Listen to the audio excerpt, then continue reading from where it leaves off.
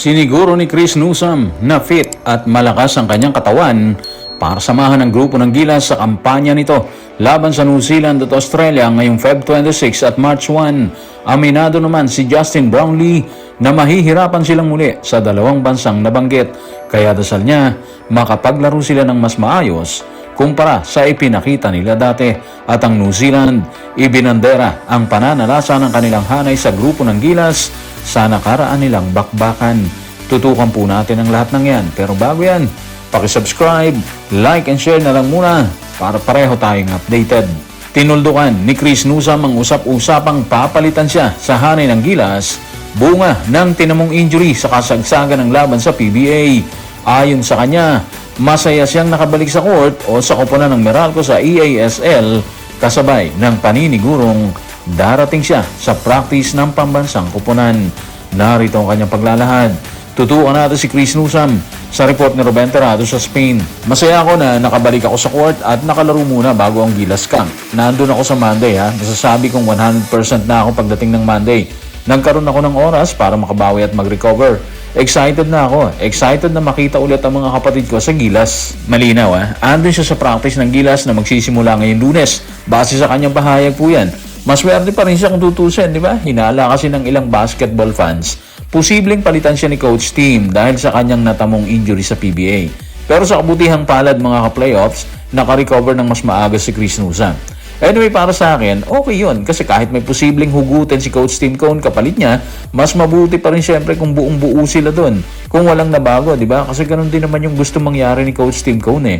Gusto niya, intact yung lineup niya kasi nga, kilala na raw nila yung isa't isa. So, ibig sabihin, hindi na kailangan pag-isipan ni Coach Tim kung sino yung ipapalit niya dito. Yung ating mga kababayan, mga playoffs, gusto talaga nila palitan si Chris at iba pang player sa lineup. Pero hindi ganun kadali yun eh. Unang-una, decision pa rin ng SVP at coaching staff kung sino yung papapasukin nila at hindi, di ba?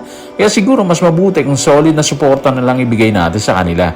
Para kasing ang gaan ng pakiramdam ng players kapag nakikita nilang walang hate at walang pagpuna mula sa basketball fans. Yan yung reality eh. Para din naman kasi sa kanilang laban ng Gilas eh, para sa bansa yan. Sa kaso ni Chris Newsom, dahil healthy na ulit siya, asahan na natin na ibibigay niya yung 100% na laro niya sa oras ng bakbakan.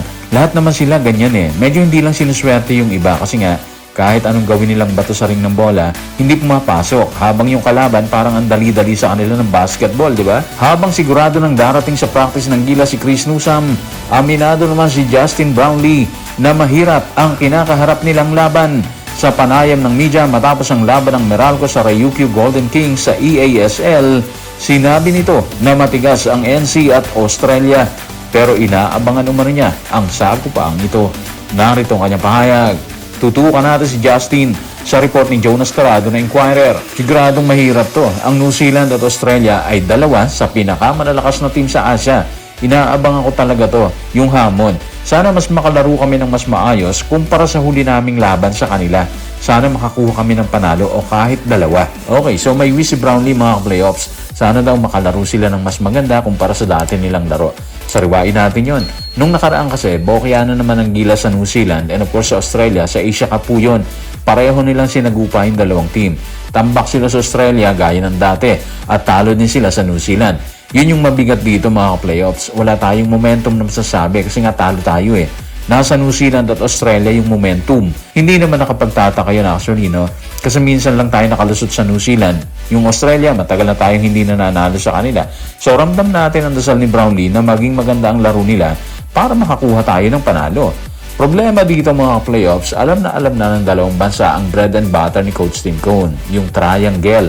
Basang-basa na nila yan at alam din nila kung sino yung igagapos para madali nilang ma-check ang Gilas Pilipinas. Si Brownlee lang ang igapos nila dyan katulad ng dati nilang ginawa, malaki yung posibilidad na matalo tayo ang Gilas Pilipinas at manalo ang New Zealand and of course yung Australia. Pero sabi nga nila, hindi naman araw-araw Pasko, di ba?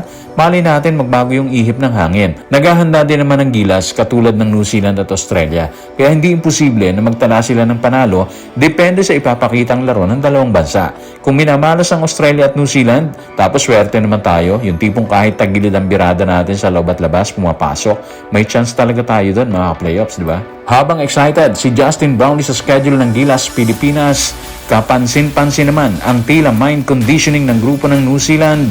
Sa dalawang video na inilabas ng grupo, sinariwa nito ang pananalasa ni Taylor Britt, kasabay ang pananalasa ni Max Darling, Carlin Davison at Mojave King kalaban ng Gilas Pilipinas. Narito ang kanilang paglalahad. Tutukan natin ang sinabi ng New Zealand sa NC official FB page sa facebook.com. Isang klasikong birada ni Taylor Britt at 15 araw na lang bago kami muling magharap ng Pilipinas. At ang lakas ng tatlo na sina Max Darling, Carlin Davison at Mojave King. Yung video na napapanood natin mga playoffs, yan yung video na pinag-uusapan natin na nakapost sa FB page ng New Zealand. At para sa akin, dalawang bagay ang gusto nilang iparating dito sa video na to. Una, malapit na yung bakbakan. At pangalawa, kakayanin ulit nilang talunin ang hanay ng Gilas Pilipinas. Yun lang yun. Mind conditioning sabi nga nila. Kinokondisyon na nila yung mga sarili nila. Wala namang masama doon kasi may kakayahan naman talaga sila, di ba? Kaya hamon to sa hanay o sa grupo ni Coach Tim Cone.